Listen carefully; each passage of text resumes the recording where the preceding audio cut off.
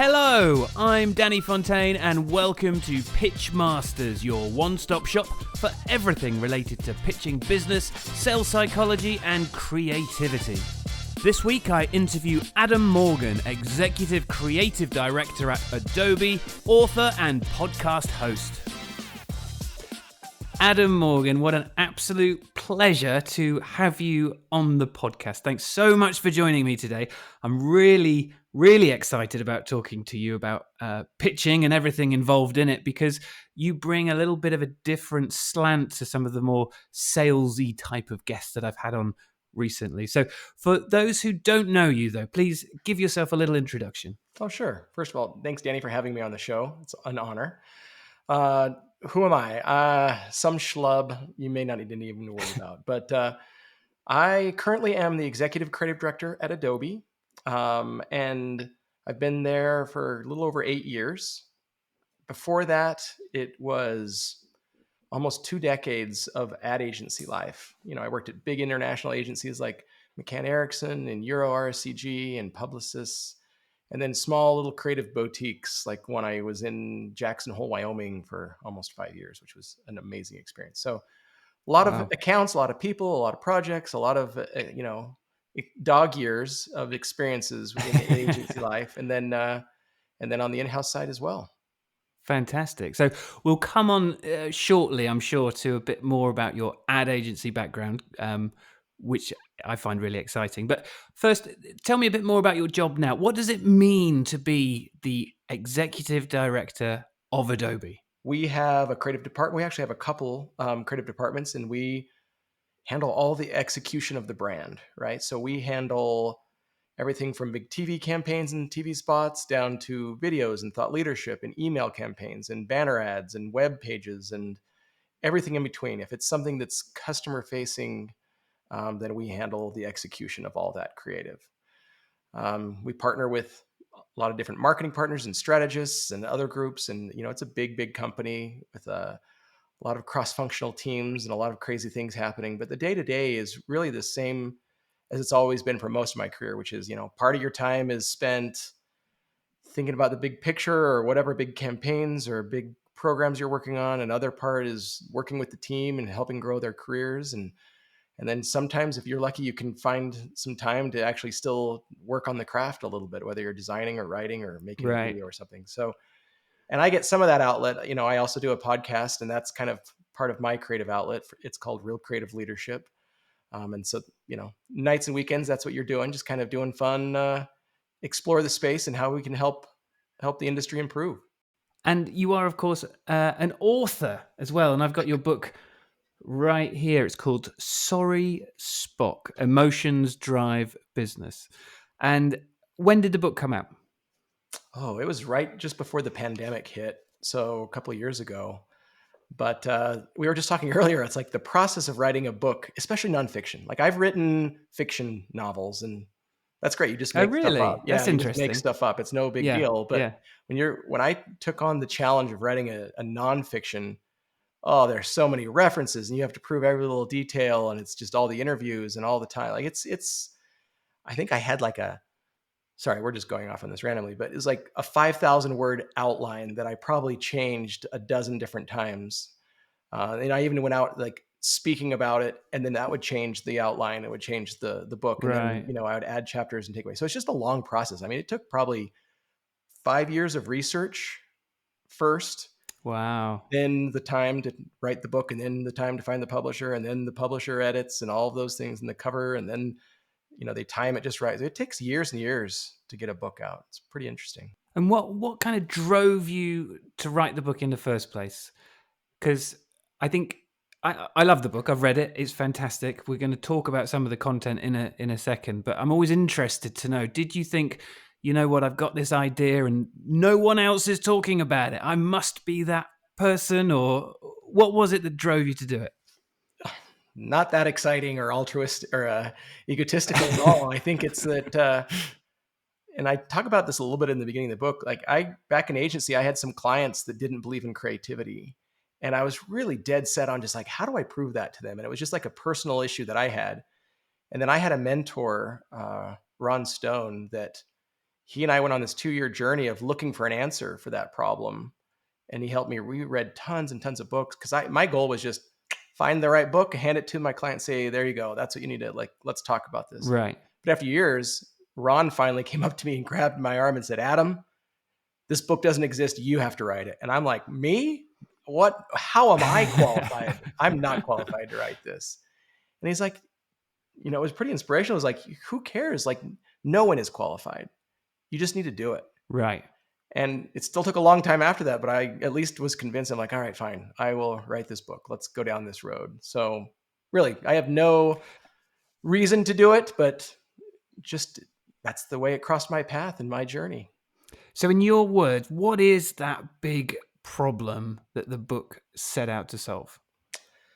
The problem is that for so long, at least in my experience, when you look at business, there's been this battle between those who believe in creativity and believe in branding and long-term effects, and then those who are more all about, immediate sales, immediate, sales funnel, pipeline, whatever it may be. Like, they just want, instant results. And there's been this battle. When you break it down, it's really like this argument between logic and emotion. It's creativity versus results.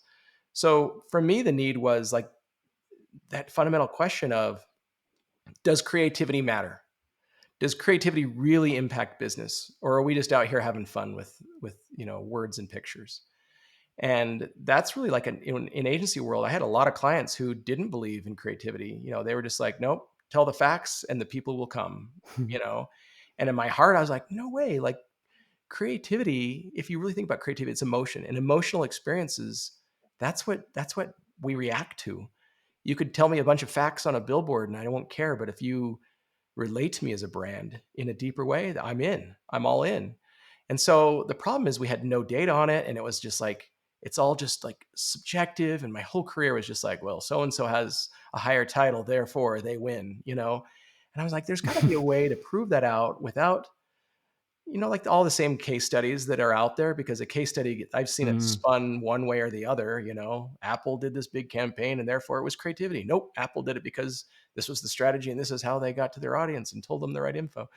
So I thought, how do I do it without all of that, subjectivity? And so I came up with the idea of like, well, after all this reading, there's a lot of data we have on how the brain works, how humans react to emotions, how, like, there's a lot out there. And so I thought, that's it. I'll just take the subjectivity out of it and just use hard science to prove that emotional creativity is actually better for business. And that's where it turned out. Right. Yeah. No, that's really interesting. And so here's a challenge for you. So I've been working in various IT consultancies and digital agencies for the best part of, 15 years now. And I get challenged a lot as a creative when we have opportunities and we have to pitch and we have to present to clients. A lot of the time, when I'm trying to come up with emotional and creative ideas, my own team push me back and they say, well, hang on a minute. We're presenting to the head of IT here, and we are engineers, and he is or she is a black and white kind of person. We don't need any marketing fluff or slogans. We just need to say what it does on the tin. What's your answer to that argument? Oh, I get it all the time. It's a multifaceted argument. I'd first start out and I'd say, IT people don't have unique brains compared to everyone else in this world. So nice try. You may say, oh, this is an IT person. I've heard so many about that. They just want to get straight to the facts. They don't like this marketing mumbo jumbo. They just want to be very direct and straight to the point. Therefore, all your headlines and creative ideas need to just be direct, simple, and done. And I'd argue and say, okay, when's the last time that you're in a room of developers and someone brings up the latest Marvel cinematic trailer? Do they still have that attitude of like, nope, I want just the facts. Don't give me all of that emotional mumbo jumbo. No, they're going to geek out and get over there in their black t-shirt, right with the best of them, because all human beings react emotionally. And the longer answer is, it's a little more complicated. So first of all, there's no special, like, we shouldn't treat audiences differently. We should treat brands differently. If your brand is a very direct, shoot from the hip, no nonsense brand. Create around that all day long. But if your brand is a Mm, different personality, a different persona, then you need to stick to that and not try and, pitch just to the audience by changing the brand. The long story is it's a little more complicated when you dig into the brain. Like there's an easy short analogy that I have is between a calculator and a computer. We have calculators and we have these big fancy computers, right? But if there's something that just needs to be done, like you just need a quick math problem, it's a very logical sequence. mm. You go to the calculator, you type it out. Even if you open it up on your computer, you're not messing around and trying to do some quantum physics question of theory, right? You're just going Right. to go Yeah. punch out the numbers and done. But when you have something deeper and emotional, then you start to dig into it and analyze it. The brain is the same way. Like there's logic and there's emotion. And here's a good rule of thumb: if the product or the thing you're trying to sell has very few variables, like one or two variables, and they've done studies on this. If let's say it's a vegetable peeler, vegetable peelers are vegetable peelers. Do you like the color? Do you like the shape of the handle? Like there's very few variables. Then it's a logical discussion. Then you should be direct and straight to the point. But if you have a decision or a product you're selling, like a house or a car, where there's a million different variables in it, sizes of the room, size of the windows, how much light, how long of hallways, what kind of carpet, what kind of paint. Like there's a million decisions. Then the way that our brains, every single human being works, is that we're going to communicate all of that information quickly through emotions. And so if you have Mm. a lot of variables, then the best play is an emotional play, and that's where you're going to get to them. So I would say don't look at it from the audience. Look at it from like the product, the variables, and the brand. And if you have that figured out, then I'll follow suit and create in those boxes all day long. So let's assume that you've, in that short moment of time, you've just convinced all of the naysayers out there, and they go, "Oh, all right, you know what? He's probably right." Now you've talked about Marvel. I'm down with that. What's your process? I think this is the thing that people struggle with when I speak to them. Is I get the theory, I get that we need emotion, but how do I just put emotion into something? What's your advice for how you start off with this? Great. There are a lot of different ways that I've done this in pitching over the years. And I would say I even did a presentation on this once of like, I went to the psychology of like the 5 different types of people who are either at different levels of like acceptance to against your idea. Mm. And what you really need to do is like analyze who are the decision makers in that room before I even get in there. If it's someone who's neutral or if it's someone who's like against me, the way that you are going to prove that idea is very, very different. So let's get specific actually, because that's really really interesting. So walk me through the difference between a pitching to a detractor versus an advocate. So the first one is hostile. If someone is really hostile to your ideas, the first thing you want to do is you want to use a story or humor to warm them up. You want to like get away from deep facts right at the beginning and just kind of let them stop having their prefrontal cortex take over everything and just get a little humanity in there. So you use that to start, and then you focus on what you agree on. But it's really important after that to demonstrate expertise and then back it up with solid evidence. So that's where you're going to be using a lot of facts. And then your goals Mm, with that type of person is just look for a win-win with benefits. So it's like you're all about saying, this is exactly what you want. Here's what I want. We can do this together to keep them away from a us and them situation. Next is if you have someone who's neutral. If they're neutral, you want to talk high level about the benefits. And then I used to do this early on before I knew this, but it's this idea of coming up with 3 to 5 complete, clear, compelling points of evidence, right? Usually where it's like, okay, I know the stakeholder and what their goals are. What are 5 ways that I'm using this idea to solve their problems, to get to their goals, right? And have those in mind, ready to go when you go in and present to them. You also want to use stories and emotional experiences, and then discuss alternatives that they may raise, that other people would have brought up. So you kind of self defeat the discussion around the problems with it. So you're like, some people may say this idea is blank, but here's why we can combat that. So that's if they're neutral. The next one would be if they're uninterested, like they just don't care. Like they just want Mm. nothing to do with it. And that one is, it's usually great. And these are just, in just good presentation forms, is starting out with a very big attention grabbing story or stat or something that you can get them to kind of like a lead, right? To get them hooked into it. And then immediately show how that affects them on a personal connection. So get with a stat and then how that stat connects with them emotionally and personally.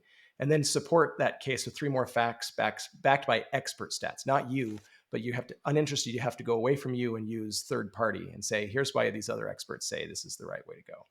Because they're going to be less interested in what you say and more interested in what just the world may say around that topic. So again, that was just my take on, different rooms, different people, different situations. It's really know your audience and then create your strategy and presentation to fit them. And when we get down to kind of the inner workings of why those strategies work, it all comes, of course, to the human brain and how we're wired. And I talk a lot to people about how we must alert the brain before we start giving it a deluge of information and technical architecture diagrams and all of that kind of stuff. And in your book, you talk about it's finding an anomaly. Yeah. Tell me more about Let me that. tell you about that. Because here's the thing, like when I grew up in creativity, it was always about find the big creative idea, the shock value, the something that get people's attention.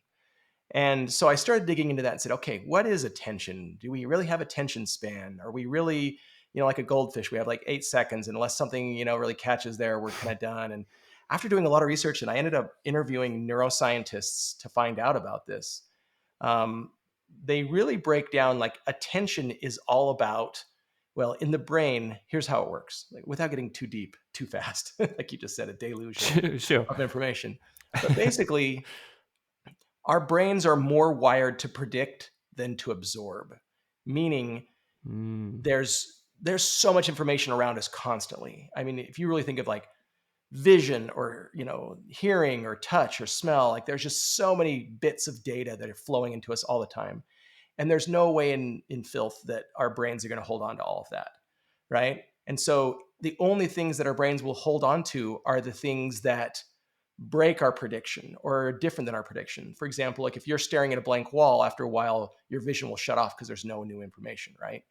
If you've ever done that trick. Or I talk a lot about driving on autopilot when you go home. Like there's just you suddenly get home, you don't even think about it because it's all the same stuff and your brain's used to it, right? Right. The way that it preserves its very heavy need for energy is by predicting everything. Otherwise, we'd have to like, I could go off on so many studies of like why cooked food actually gives you the right amount of energy versus raw food, and why it's enough that your brain takes so much energy. And so the way it keeps it from just dying all the time is to just predict. And then according to these neuroscientists, it's like, unless there is something that breaks that prediction or something that's different or something that's unique, in other words, an anomaly, unless there's an anomaly, your brain's not going to pay attention to it. But when you find an anomaly, then suddenly it's like your prefrontal cortex kicks in, you're aware, you're understanding, and that's regardless of whether that's an emotion or whether that's logic, it's still like that's the way in. That's how you get the brain to light up, is through an anomaly. And when you start to look at all these other marketing or selling or other books, like, let's say Made to Stick by Chip and Dan Heath, they talk about like, what are the things that stick that people pay attention to and connect with? And when you look at their list of like 7 or 8 things, like almost all of them are like anomalies. Anomaly is news, something unique, something special, something we've never thought of before, something that stands out from the ordinary. And we've always just called that creative, right? You got to be creative. Right. But really, it's just that anomaly. So when you think about that, that's the first ingredient that you need in order for people to create a memory. And the second one is emotion. And that's because the way the brain and the synapses and the way it communicates is through emotions. If you think of emotion as just like a huge concentrated portion of logic, and that's just how the brain quickly communicates it to you. So that's why emotions are so critical. So if you have an anomaly and you wrap it with a ton of emotion, that's where you're going to get a memory that sticks. You think of like very emotional moments in your life, emotional, situations or circumstances, And those are the strongest memories, right? Because they're just so highly emotionally charged. Whereas the stuff you're not thinking about, again, on autopilot, is just going to disappear. So therefore, when you're talking to an IT person, and if you do something that's just not going to be an anomaly and it's not emotional, it's going to completely go under the radar and no one's going to remember it. They may see it and it's gone. Because according to the neuroscientists, it has, the neuroplasticity of your brain has not locked that in because it didn't have the two Mm. important ingredients. So no matter who you are as a human, you need those two elements in order to make a memory and remember it. And you said something really interesting there, because normally we talk about logic and emotion almost being the opposites of each Yes. other. And perhaps they are by definition. But you are talking about how emotion is just a big old ball of logic. Explain. That is pretty interesting because the funny thing is, like, how I talked about in the beginning of this battle between the two halves of business of like direct and logic and then more emotional and branding. Right. That was one of the big discoveries I found. Like after digging it in from a neuroscience perspective, your brain treats those two things exactly the same way. So a decision is logic. You're going to use your slow system or your logical brain to like make a decision. I love green, right? And then Right. the way it locks it back in is through an emotion of like, I love that, like the feeling of pride or ownership or whatever it may be, right? Like that's how it locks it in through emotion into your brain. And then later on, when you run into those different situations of like, oh, there's green, like it's the way that you see your favorite things, your favorite brand, your favorite movies, whatever. It's like just a quick hit of dopamine or serotonin is neurochemicals, which neurochemicals are emotions. They're the regulators of emotion, Mm. right? So when you keep building up all those memories and keep locking them in, it's like because your fast system, which is your emotional system, can communicate really quickly. It's not just fight or flight. It's like all the things you like and you love. Like if I stopped for a second and said, think about your favorite band or think about your favorite movie, like there'll be a lot of emotions that are quickly coming. It's not going to be like Mm. in scene 3.4, I like, well, like you're going to feel it, Yeah. right? And so it's just this buildup, like your long-term storage is all emotions locked away in ones and zeros, right? That's how they're connected. And so the reality is it's that there's not like a totally separate part of your brain that's like, here's my touchy-feely animal side of my life. And then there's another side of your brain that's just all like ones and zeros and logic. No, it's mixed together. It's ones and zeros and emotions all together. And so that, yeah, again, when you are thinking logical, it's slow and it's painful. It takes a lot of energy. And then you lock that in. But when you're thinking emotionally, you're bringing back all that logic. I'll give you an example. We talked about really complex decisions like buying a house, right? Mm. Some people will say, oh, you can just walk into a house and you can just feel it if it's the right house, if you're buying it. Mm. Yeah. But what's really happening below the surface is you walk in and your brain is saying, I like open concept. I like more light. I like this type of thing. That kind of carpet makes me feel creepy. This color paint makes me feel sad. Like there's a Yeah. thousand decisions Yeah. of past logic that you've had around what you like in life. And instead of you analyzing it, it's so fast in your brain, it's just like, oh, it feels right. Like that's how it's communicating all of those past decisions. So it's hundreds and hundreds and hundreds of decisions that you think about in your environment being expressed in a quick emotion. So yes, logic is emotion, and that's the most fascinating part of it. It's just concentrated. Emotion is concentrated logic. It's your way of like brain of like not having to slow down and rationally think of every decision, but it's like I've already done all that work. Bam, here you go, and we're Right. done. And so if we keep to the analogy of a house, that's interesting because I get exactly what you mean. When you walk in a house, you love it, you hate it, if you're going to buy it, etc. Which means that there is no one house that can please everyone by logic. Probably, yeah. So when we are pitching ideas, the creative, emotional work that we do will elicit different emotions from different people in our audience. How do we try and create a pitch or a presentation or a piece of advertising that hits all of the people that we want it to in the right way? There's probably, like you said, there's no perfect house. There's no perfect campaign for everyone in this world. But there are common groupings, right?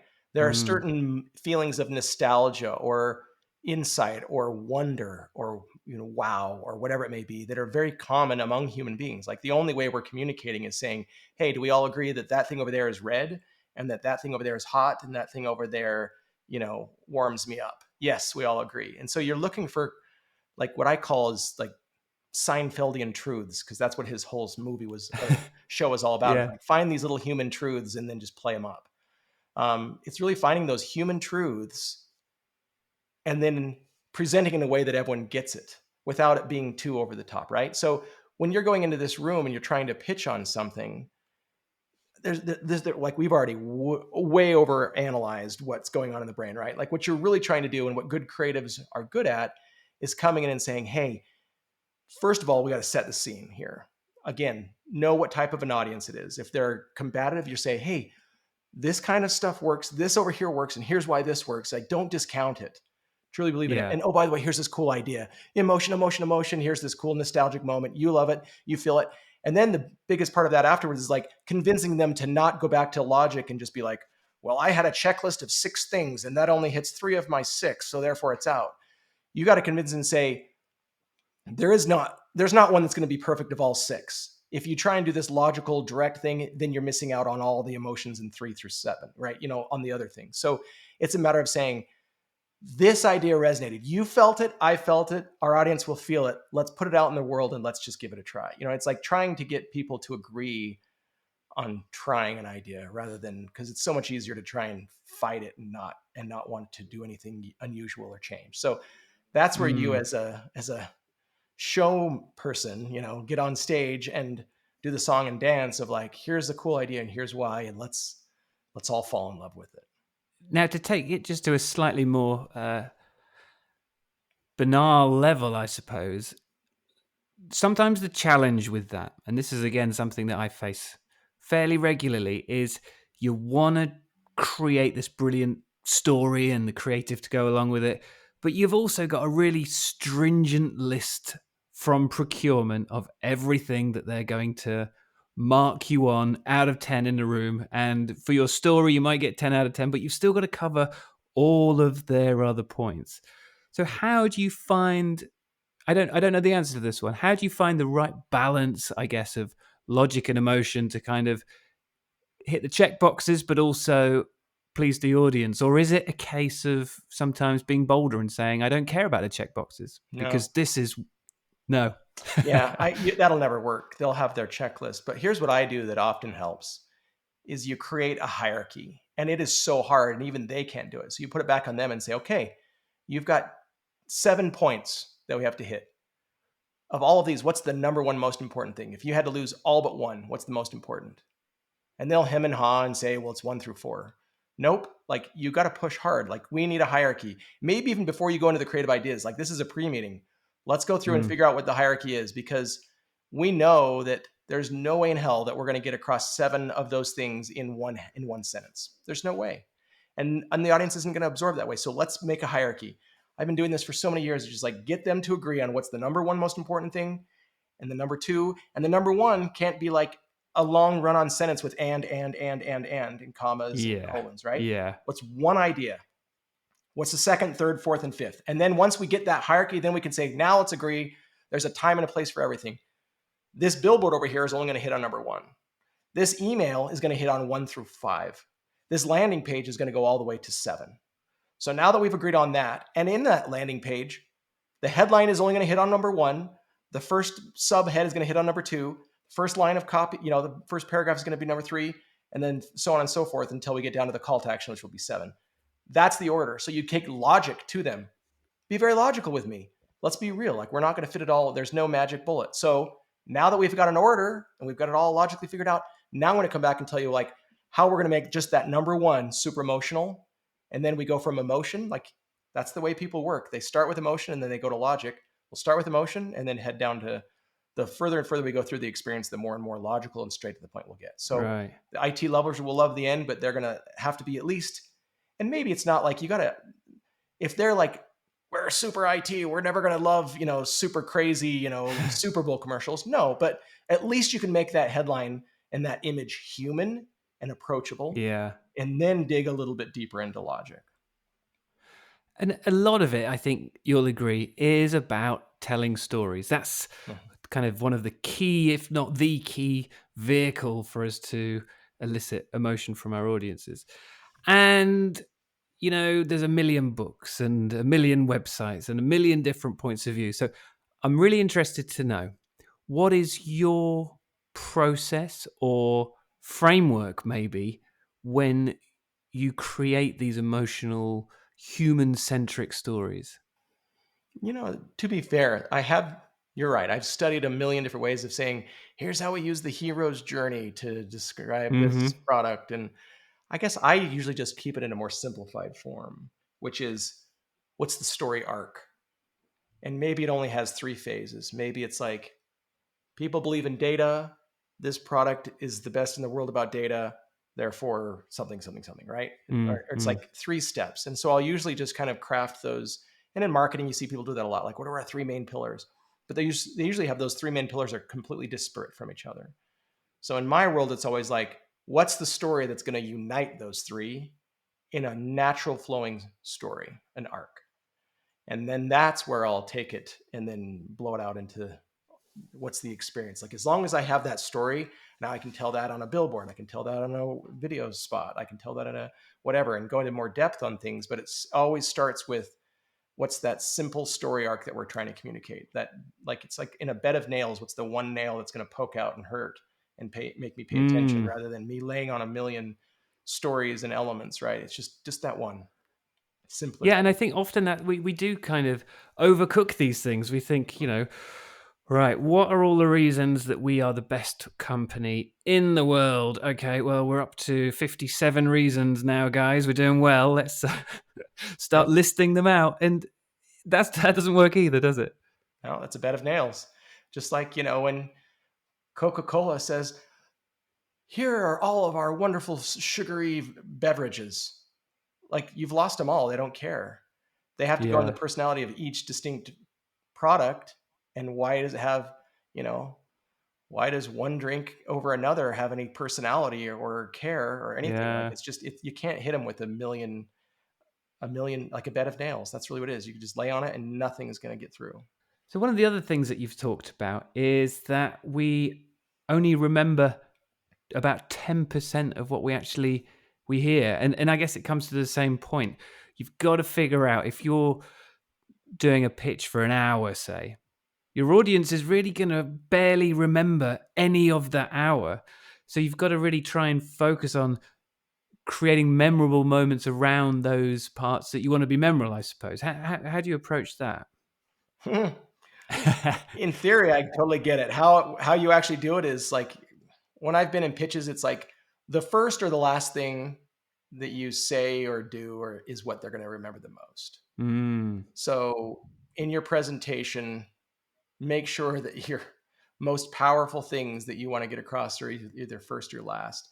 And there's a lot in the middle that maybe support steps and may go away, but yeah, that's kind of how I would focus on that. Is really think about those few elements that you want and put it in the right spot. Like, when I'm putting together a presentation of like certain number of ideas, and by the way, like, I just know in my experience, whenever I present above three or four, you get into like five or six ideas, they all die almost inevitably, mm. almost always. If you have three, what I found is the best is like, have three or four ideas and then allude to the fact that there were hundreds of others, and you could show a list of a bunch of things really quick, just so people go, oh, okay, they've done their homework. But then bring it back and just focus on those few. That'll be better than sharing 20 ideas. They're all dead, because the brain will just start to turn to mush. So that's how I focus it. Like, if it's only going to be a little small part, then you focus what you're giving them.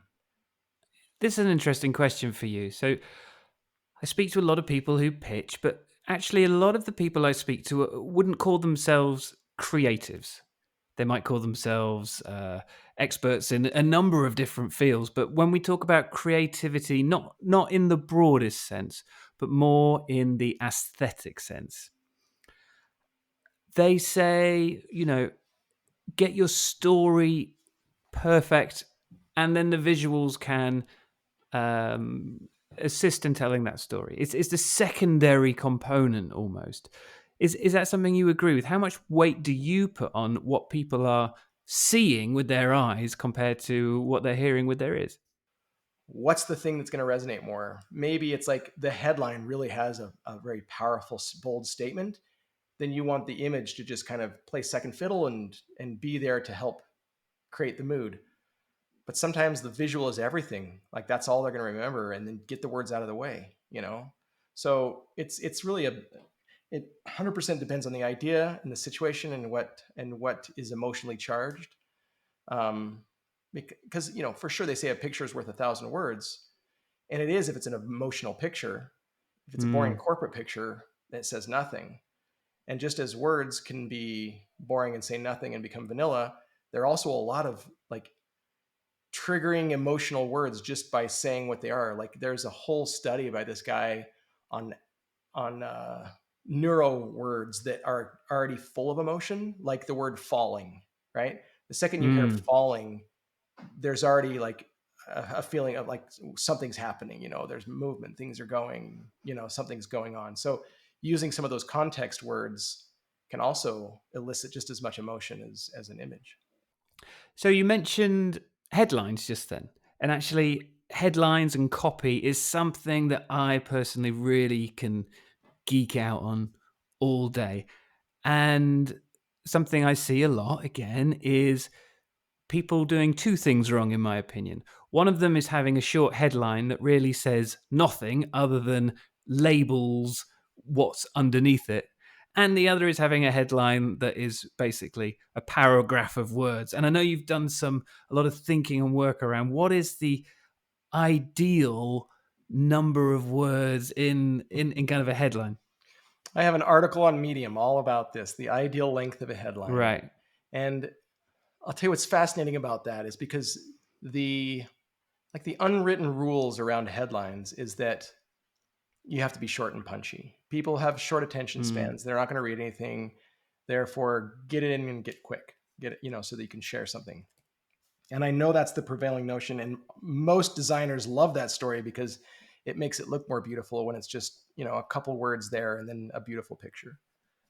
But as I've looked into it more and more, and there are a lot of studies on this, it's not necessarily true. There is a limit for sure. There's a limit of how many characters are going to be in your email, you know, Mm. subject line.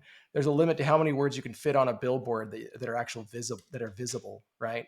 So the medium really does dictate half of it, of like where you're consuming this content. And I'd say the second thing is there's this whole thing of like Maslow's hierarchy of needs. There's a similar hierarchy of engagement on different channels of content, right?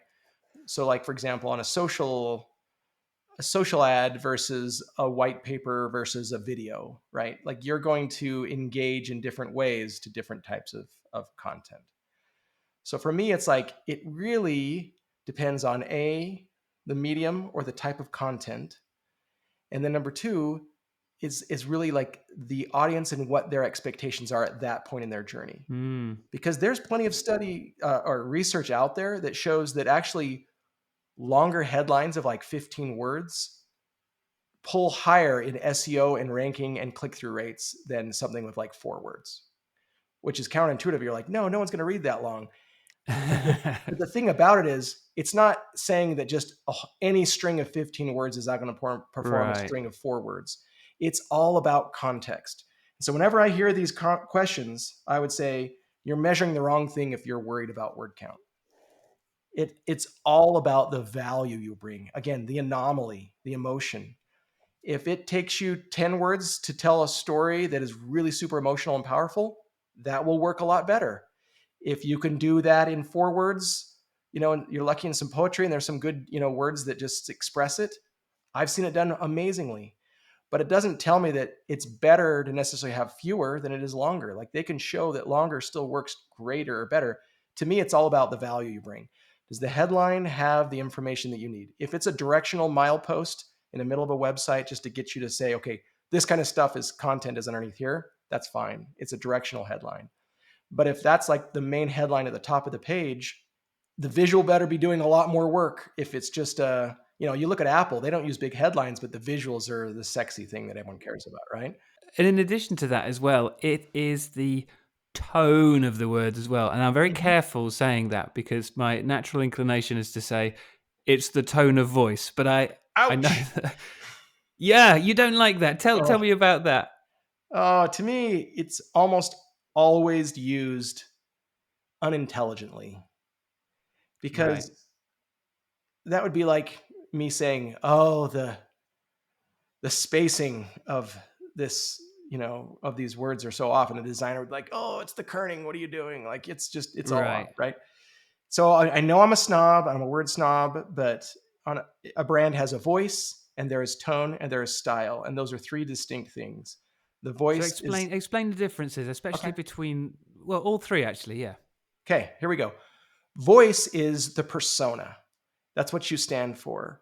Tone is how it's expressed. For example, you could be a big movie star and you walk into a cocktail party and you're walking around talking with different peoples. And in one moment, you're boisterous and loud and laughing. Ah, ah, ah. And then the next moment, someone says something sad and you're like very somber and hushed. Are you a different brand or a different person? No, you're still that same big personality. Mm, You just have different moments the way you express it. Tone is how it's expressed. Brand voice never should change. You should always have a brand voice and stick to it. That's what you stand for. But a brand tone can change based on the situation. The tone is going to be different in a headline than it is going to be in the middle of a long form paragraph because you're going to be more informational, right? Your tone, I created this whole thing like the hierarchy of tone years ago to like explain those different moments at different times that the brand needs to express itself. So it's like it's almost always used incorrectly, just saying tone of voice is a catch-all for everything. yeah. But tone of voice is just tone. Right. That's not voice. So whenever people use tone of voice in place of your brand voice, then it drives me crazy. And then what about style?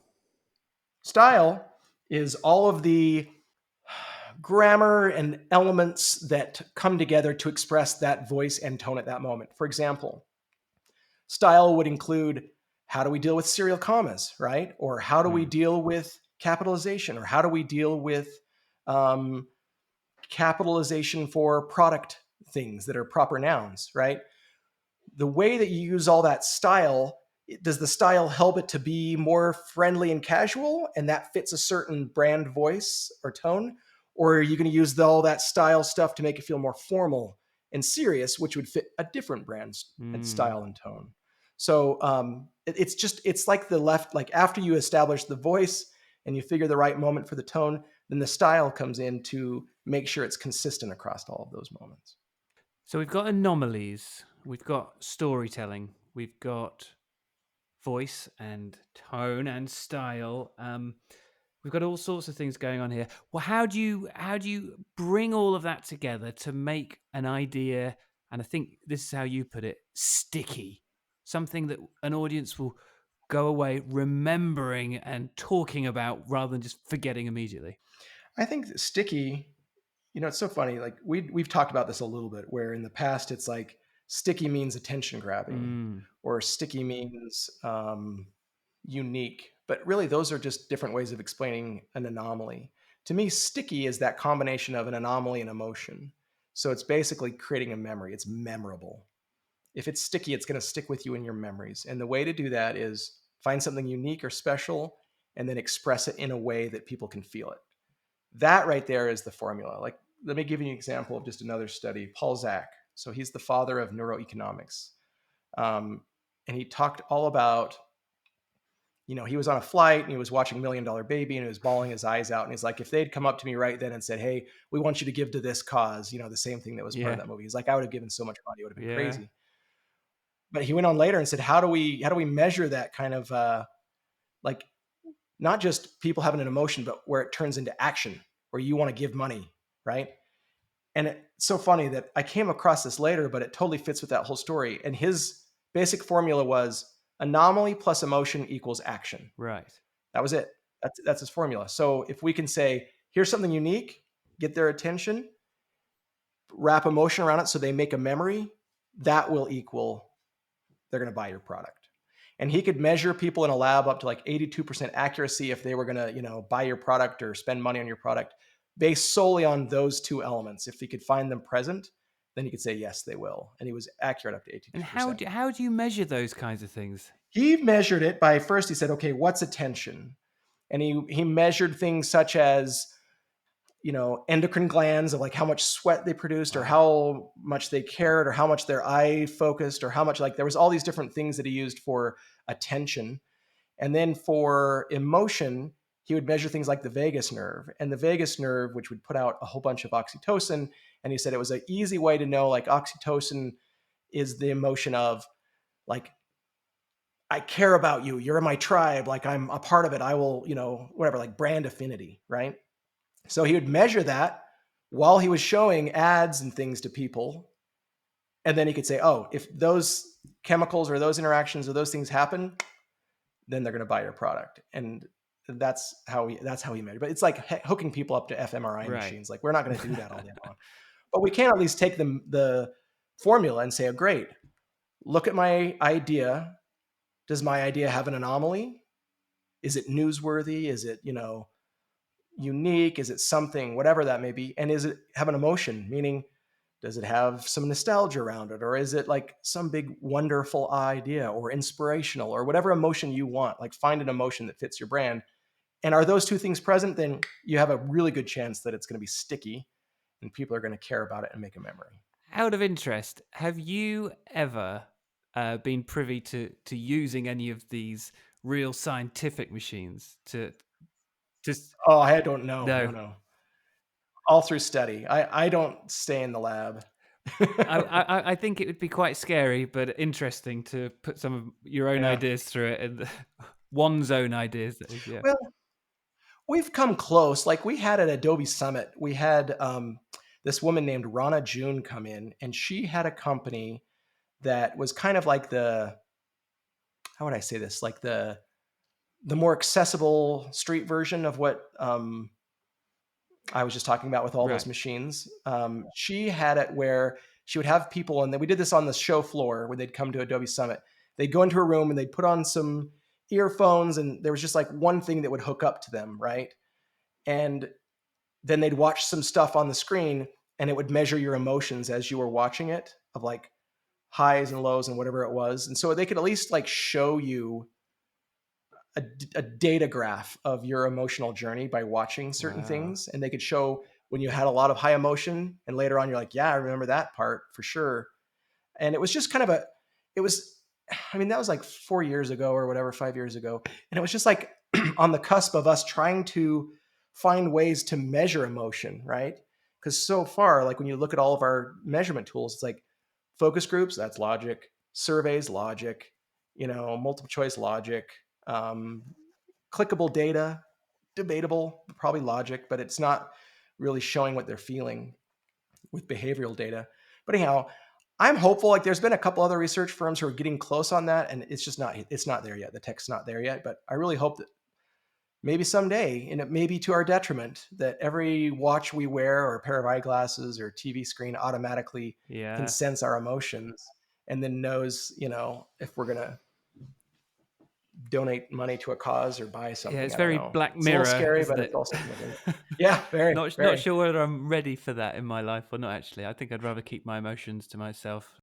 So it'd be remiss of me not to talk a little bit more about creativity. So I've been grilling you on the brain and emotions Yeah. and all that kind of stuff. Let me ask you a basic question. Give me your advice here. A lot of people say that's all well and good, you talking about all these creative ideas and creative things that you guys do, but I'm not a creative. How do you respond to that? Can we teach people to be more creative? Can they practice? What are the methods we can do to help change someone's mind about whether they think they're creative or not? I have to deal with that every day because a lot of the people that I'm targeting are business owners and C-suite and VPs of something, and so many of them don't believe they're creative. And they come to this company that's Adobe, and it's like, oh, it's the creative company. Well, we're not into that. We're not into creative. I'm more into like results, or I'm more into action. And for me, it's more of like and I know we've got some campaigns and things in the work that are on this topic, but it's really a educating to Mm, them, because the reality is, like I said before, IT doesn't have a special brain. Other people don't have special brains. We all have the exact same hardware, but we've just forgotten that there really are a lot of things that make us human that are 100% creative. And when a business owner pivots in the middle of a pandemic, that's creativity. When a scientist finds some new little anomaly in his data, that's creativity. When all of these actions that seem that are not creative happen, like sometimes I have to use different words to convince them and say, okay, it's human ingenuity Mm. or innovation, right? And then they're like, yeah, we're all about innovation. I'm innovative. I have Yeah. ingenuity or whatever it may be. And they'll believe that. And then I'll say, it's the same thing as Right. creativity. That's what I'm Right. saying. Like you are like, as a human being, you're inherently creative. And that's why machines haven't taken over the world, because they're 100% logic. And the way we operate, we change our mind and we're fickle and things are moving around and it's very emotional. It's all over. Like we are creative entities. In fact, what makes us human is our creativity, our passion, our ability to love, our, care for other people. Like we are creative beings, end of story, hard stop. So capital C creativity, it just takes them showing a different point of view to let them know, yes, you are creative, and stop telling yourself that you're not creative. You may not be artsy fartsy in design and do whatever, but you still have your own medium and you're still very creative. Now, there is certainly a creative process and people use it in different ways. They just don't label it. But, you know, let's say a business leader in a meeting, if you think about the process for creativity, where it's like, I'm going to go out, I'm going to fill my brain with all these different ideas, then I'm going to make new connections, then I'll have a eureka moment and I'll finally have that aha. That happens still in business meetings. They're just absorbing all the things, they have their checklist, but they may just jump to a quick decision before they allow time for those ideas to Mm. come through. So oftentimes I have to, before the meeting, you're like, don't be harsh to judge something. Just absorb all this stuff and then focus on your feelings. So focus on what you felt from it, not what your checklist says. And sometimes you can get some people to like turn and like focus on the right things and be like, I get where you made that creative leap. Yeah, that's going to resonate, because that's how your audience is going to interact with all of these things. They're not going to sit back as if they're in a focus group and they're going to analyze Right. exactly what you want. No, they're going to be like, oh, I like that ad. Oh, Yeah. I think that thing's cool. I like that brand. Like they're doing it in a native way that is very emotional. So you've got to get your leaders to understand that process and then put themselves in that same process. And in terms of when you're in the process, coming up with ideas, there are lots of things and ideas around about how we can make ourselves more almost susceptible to our own subconscious ideas coming through. So if I've got to do a big pitch and I've got to come up with an idea that no one's figured out yet, maybe I'll have a shower or go for a Mhm. run or have half a nap and get into a certain sleep state, experiment Dali style. What's your process? Do you have any tips, or tell us about how you might do that? Yeah, and that the whole reason why all of those things work, from showers to driving in the car with a notepad behind you or a notepad by you when you're going to bed, it's just allowing your logical brain, like your prefrontal cortex, to just chill out for a minute. Mm.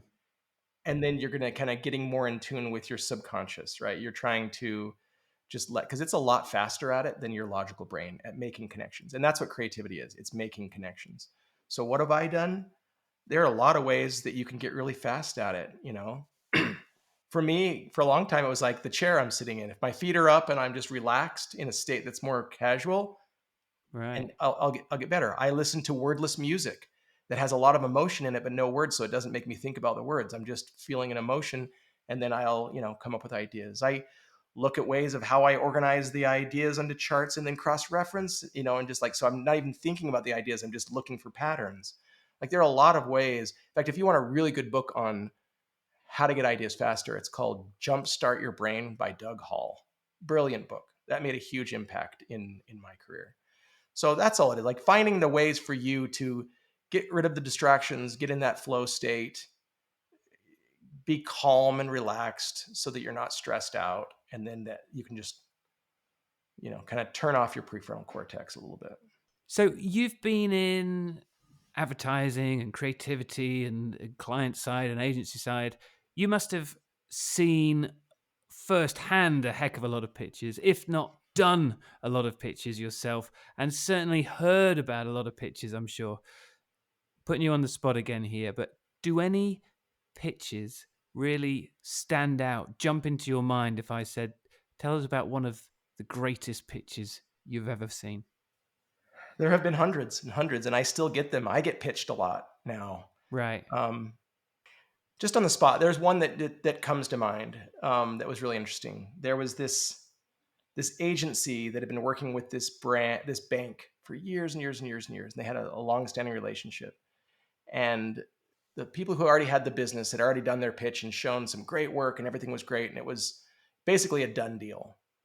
And then they just had a couple more agencies that they were going to listen to after that. Mm. And it seems like a silly thing, but the agency that was last, they came in, and the first thing they did is they just said, before we get into all the strategies and creative and all that stuff, we just, when they introduced the team, they each stood up and told personally what they were going to do to improve the life of that marketing director, and they had like done research on the person and had like a very specific, like, my job is to do this to make you look good in XYZ. Wow. And it was this cool thing where they just went around and it's super emotional of like, here's how I'm going to help you personally. And just went through all the different things they were going to do. And it was like, wow, that was a pretty emotional, memorable, like, connection right there. And then of course they went on and did, from there, like, they were more primed to be excited about, what's this work you're going to show me? What are these ideas? And they of course loved it and ended up winning the business, which was awesome. But I just thought that was such a cool moment to just like really make it a personal thing rather than this big business elusive thing. It was just like, my personal commitment to you is X. I thought it was pretty cool. Powerful. Yeah, I'm going to use that one, I think. Okay, Can I steal that? Is that okay? sure. Yeah. Do your worst. So now I'm going to ask you the adverse of that question. Again, putting you on the spot here. Have you ever been in a pitch that's completely tanked? Oh yeah. Just gone terribly. Tell me about one of your worst pitch experiences. They happen all the time. They happen all the time. And it's because, again, maybe it ties back to this, I don't know, but they always focus on them and their own process, and not about the person they're pitching. Like, they may come into me and pitch and say, here's how we come up with our, unique TM process of coming up with an idea. And it drones on for half an hour of them showing me a process. And I'm like, I don't care. Like, that doesn't matter to me. Or let me tell you like what we're all about and why we're so cool. And we're, like, trying to pitch so that they're this persona, but I honestly am like, I don't care. Like, it should be about the person you're pitching. Like, what does it matter to them? That's the person making the decision. I will tell you, there was one other memorable pitch story that I don't know if it went good or bad, but it was memorable. Is years ago, I was working on the Plantronics headset account. And we had this idea around, it was like these new hands-free headsets that you could just go anywhere and do whatever. And we came up with this idea of like doing a parkour TV spot with the headset on, right? And in the middle of the pitch, what I ended up doing is I stood up and I'm telling you this whole thing. And this guy goes over here and jumps on this thing. And then I go to the big conference room table and I did a front flip across the table. And we had positioned the chairs of the two executives so they were right across. And I flipped right between them with just barely missing and not kicking them in the face. And it was like this thing that I practiced and practiced. It was so dumb. But I did this like parkour move across the conference room table.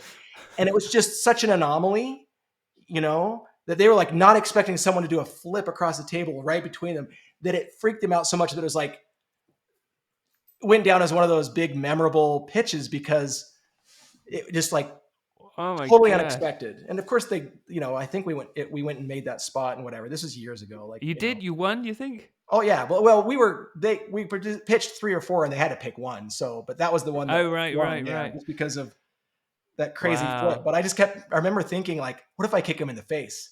What if I miss? Like, that will And not were be you the best already like experience. into parkour at the time? Were No, you like naturally? no. I What mean, possibly made you think that it was a good idea? well, I was a rock climber, so I figured I could figure it out, right? Okay, yeah, fair, fair.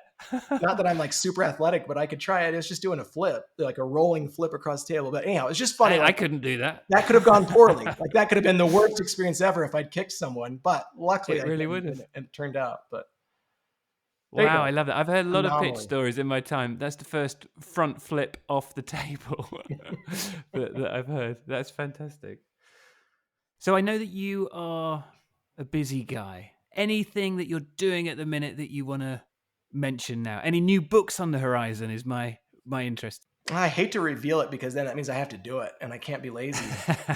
Um, no, I mean, the whole podcast that I'm doing, Real Creative Leadership, is almost an experiment of research as well, right? Like interviewing people and leaders at the top of their game and talking about stories and experiences that help us truly understand what real creative leadership is all about.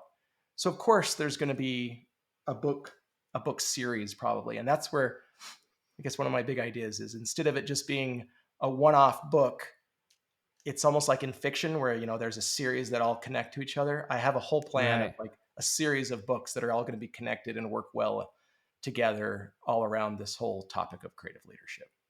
Love it. And here's a follow-on question then.